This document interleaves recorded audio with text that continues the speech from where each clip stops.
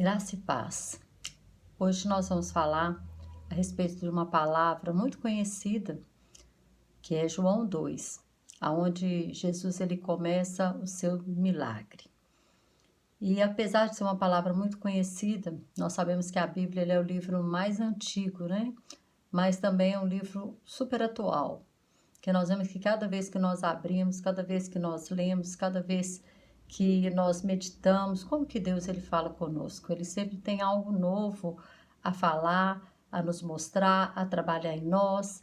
E hoje ele vai trabalhar conosco através desta palavra. E João 2 ele fala a respeito de uma festa de casamento, aonde Jesus ele começa o seu ministério. Tudo começa, né, no casamento. De Deus, quando ele fez o homem lá no Éden, estava começando o quê? Uma família, né? Ele dá uma ordem para Adão e Eva que eles crescessem, multiplicassem e então tivessem filhos e formassem o quê? Uma família. O desejo do pai, né, é ter uma família. E Jesus, então, ele veio para resgatar aquilo que havia perdido. E quando eu olho para essa palavra, eu vejo uma palavra profética. Porque Jesus ele veio também fazer o quê? Uma aliança, trazer uma nova aliança, porque a velha aliança que o Senhor tinha com a nação de Israel, ela foi invalidada pelo homem, pelo pecado. E agora vem Jesus trazer uma nova aliança. E a aliança também fala de quê? De casamento. E aqui nesse casamento, ele prefigura também o casamento do noivo Jesus com a sua noiva igreja. E o casamento, no Velho Testamento, ele durava uma semana, ou seja, 7 dias. Eram 7 dias de festas. E nós sabemos que as nossas bodas também, com o Cordeiro, quando ele vier buscar a sua noiva, a sua igreja, vai ser também 7 anos. Ou seja, 1 ano para cada dia. Era uma semana, eram 7 dias, então vão ser 7 anos. Então, 7 anos de domínio do anticristo aqui na Terra serão os 7 anos em que a igreja estará lá, né, casando com o Senhor Jesus. Ele vem buscar a noiva e nos leva para essa aliança, para essas bodas. E o interessante, nós vamos ler a palavra aqui em João 2. Vamos ler e a gente vai comentar sobre algumas coisas dentro dessa palavra. E fala assim: ao terceiro dia fizeram-se uma bodas em Caná da Galileia. E estava ali a mãe de Jesus. E foi também convidado Jesus e os seus discípulos para as bodas. Olha que interessante. Jesus, ele ainda não era o Messias, ele ainda não era o rei, ele ainda não era, ele já é, né, desde a fundação do mundo, mas ele não era conhecido ainda pelo povo, pela humanidade, pela nação de Israel ainda, como o Filho de Deus. Né? Como nós sabemos que mesmo ele fazendo grandes milagres, muitos o rejeitaram, mas chega um momento do ministério dele que ele se torna popularmente conhecido. E aqui ele ainda não era conhecido, por quê? Porque ele ainda não tinha começado seu ministério, ele ainda não tinha operado nenhum milagre. Mas nós vimos uma coisa, ele foi convidado. Ele não foi convidado aqui porque ele oferecia alguma coisa, ele não foi convidado aqui para que ele fizesse algum milagre. Ele não foi convidado aqui para que ele curasse alguém. Ele não foi convidado aqui para ressuscitar ninguém. Ele não foi convidado aqui para expulsar nenhum demônio. Ele foi convidado aqui não por aquilo que ele fazia, mas por quem ele era. Essa família convidou Jesus, esse noivo, essa noiva, essa família convidou Jesus pelo aquilo que ele era, pelo que ele é. Então eu quero te dizer que quando nós devemos convidar o Senhor para morar na nossa vida, pelo que ele é, não por aquilo que ele pode fazer nas nossas vidas, mas pelo que ele é. E quando ele entra na nossa vida, como ele entrou nesse casamento, surja o que surgir, ele estará ali para nos trazer a solução. Porque ele é a solução, ele é a salvação, ele é a solução para todo e qualquer problema. E então ele é convidado. E o interessante que eu lembrei, que lá em Apocalipse 3:20, fala que ele está batendo na porta. Eis que bato a porta. Aquele que abrir, eu cearei com ele e ele comigo. E se você pegar Apocalipse 3:20, João, ele estava escrevendo para uma igreja, ou seja, a igreja colocou o próprio Jesus para fora, e ele está lá batendo na porta, querendo entrar.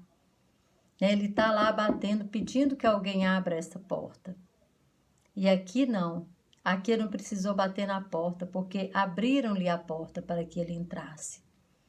Então a noiva, aquela que ele vai vir buscar, aquela que é comprometida com ele, ele não está do lado de fora, ele está do lado de dentro.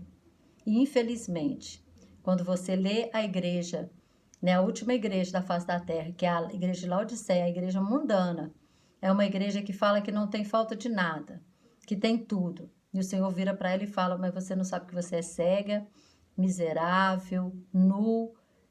E o Senhor fala, aconselho que de mim compre ouro provado no fogo, para que te enriqueças, colírio para que vejas. Por quê? Porque é uma igreja que não está vendo, não está enxergando as coisas materiais, mas as espirituais não estão enxergando.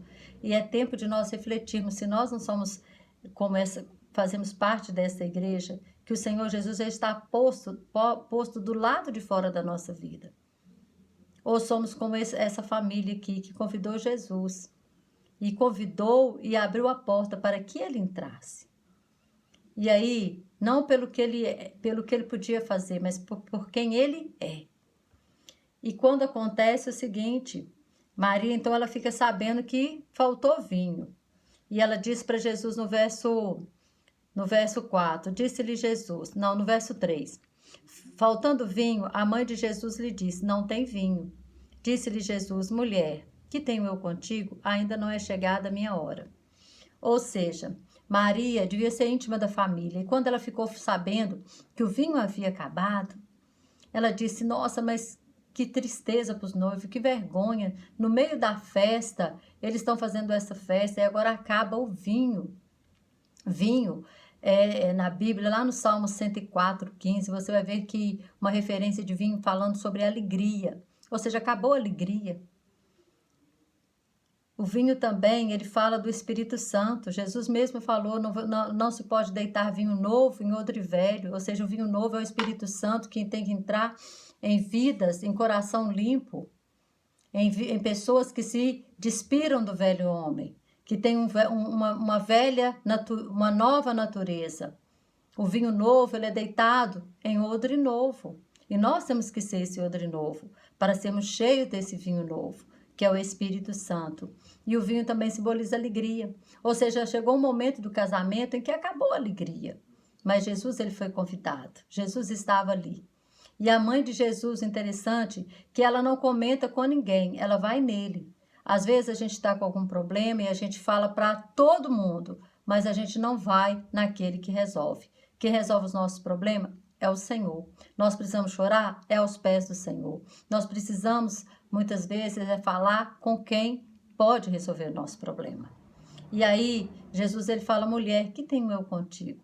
Naquele momento, Maria, ela sabia que não estava ali falando, não era o filho da Maria, era o filho de Deus. Ele não fala mãe, ele fala mulher. Então, ele tava, ali ela sabia, é o filho de Deus.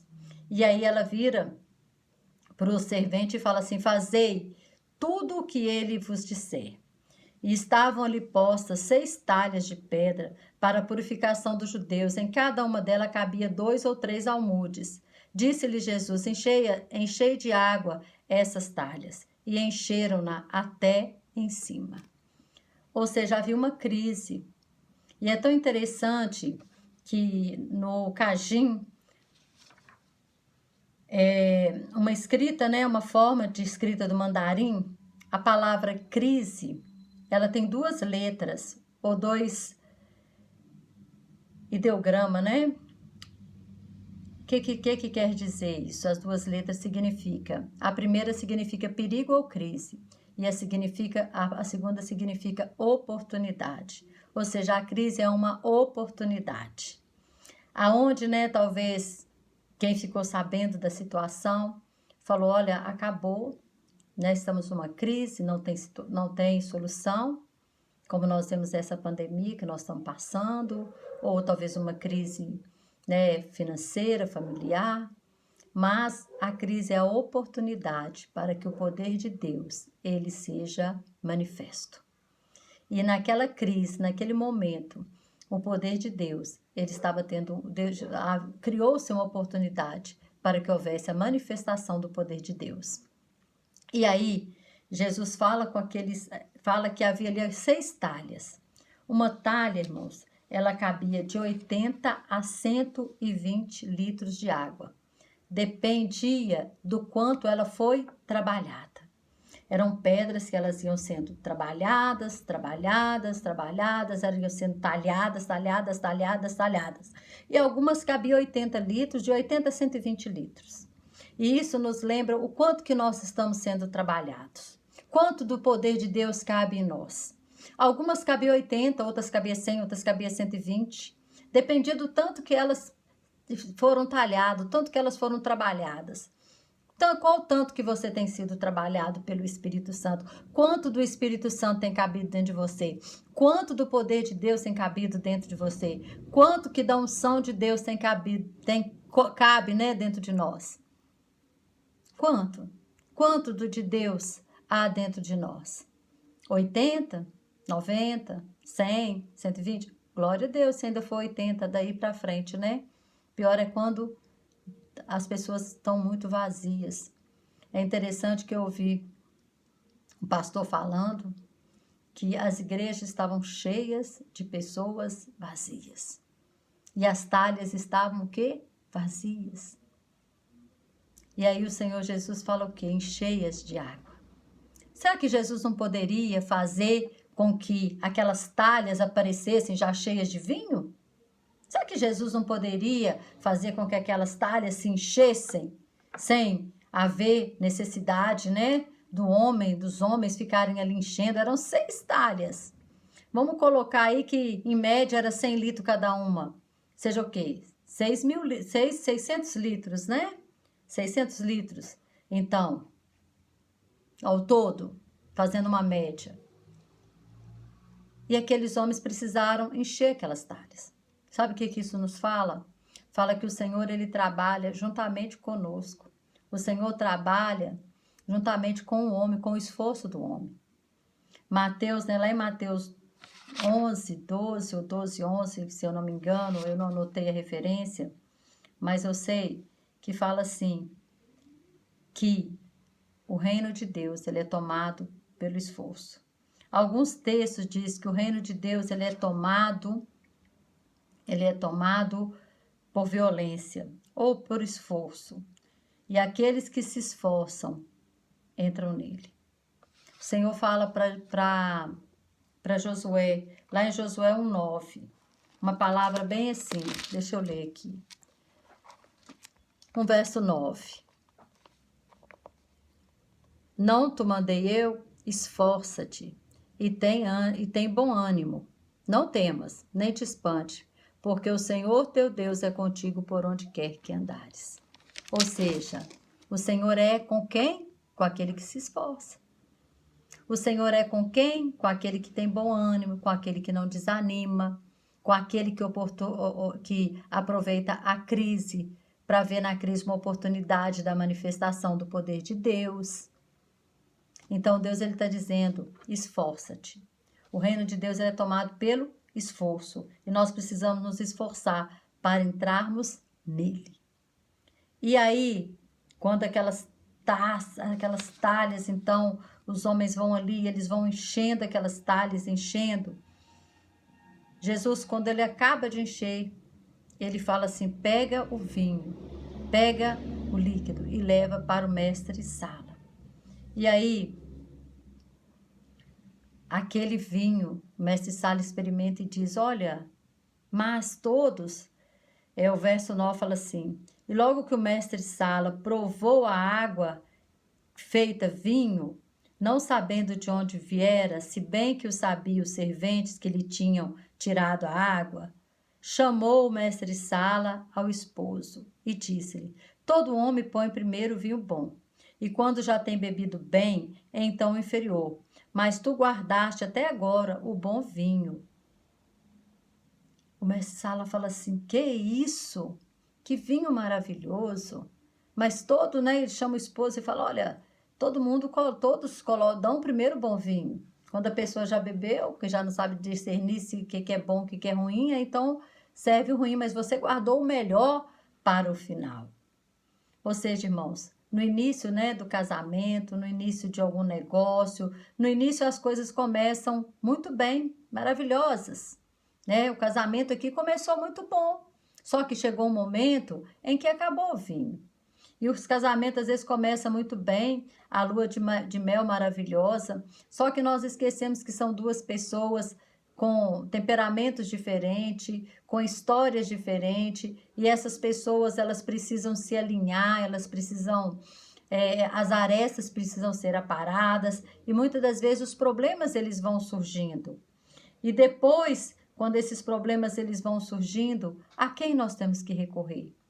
Não só, aqui não tá, nós não estamos fazendo uma analogia apenas de um casamento, mas nós estamos falando também da nossa aliança de igreja com o noivo.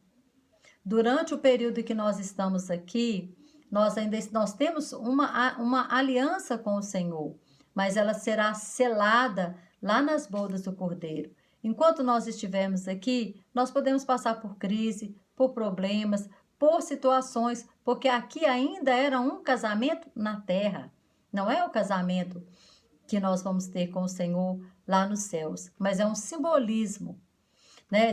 Está simbolizando que mesmo nós sendo a noiva, nós vamos ter dificuldade, nós vamos passar por problemas, mas o Senhor Jesus, ele precisa estar dentro desse problema conosco. O Senhor Jesus, ele precisa estar dentro, porque ele é a solução.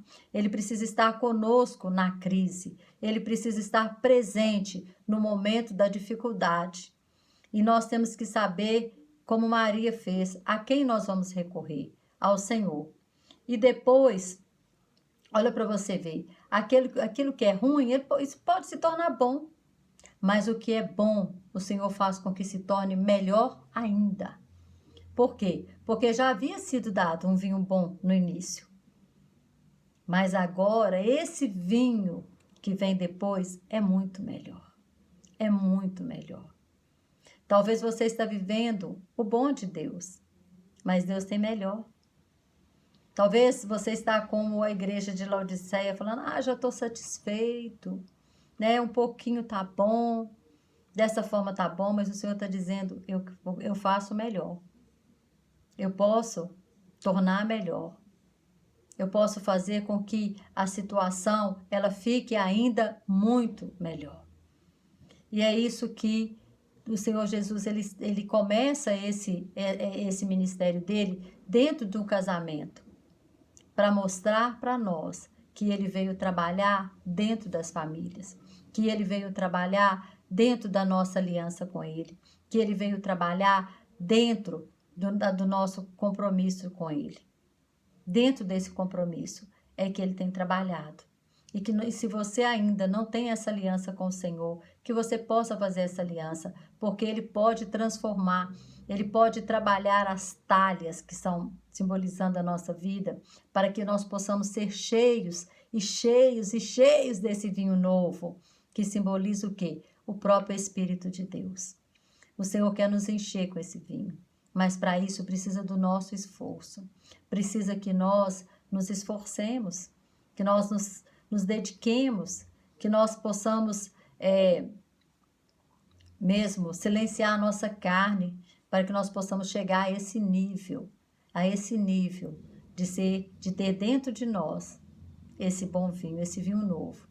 Que nós possamos ser como essa talha, cheia desse vinho novo, ou que nós possamos ser com um odre novo, que vai suportar a pressão do vinho novo e que vai abençoar, que nós não só seremos abençoados, mas nós vamos abençoar vidas, nós vamos abençoar casais, nós vamos abençoar famílias, porque esse é o plano de Deus, para a minha vida e para a sua vida, que o Senhor possa falar poderosamente o teu coração, como Ele falou comigo através dessa palavra. Que não foi por acaso que Ele começou a trabalhar o seu ministério dentro de um casamento, dentro de uma aliança. E Deus, Ele é um Deus de aliança. Amém? Que o Senhor continue falando conosco, em nome de Jesus.